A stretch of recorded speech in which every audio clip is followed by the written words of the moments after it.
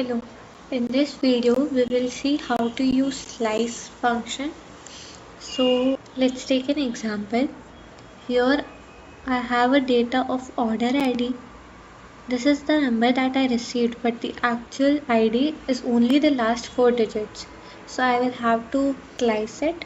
I only want the last 4 digits. So for that I will use the slice function. We'll go here, click on slice.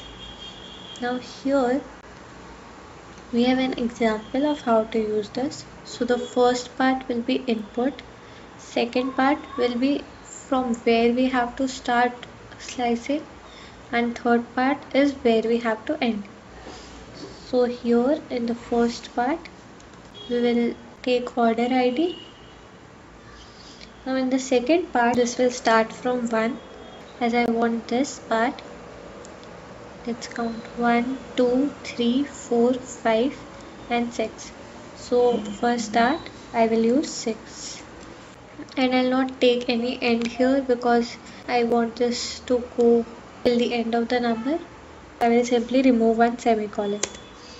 And now let's run and save this. As we can see, the message received has only last 4 digits.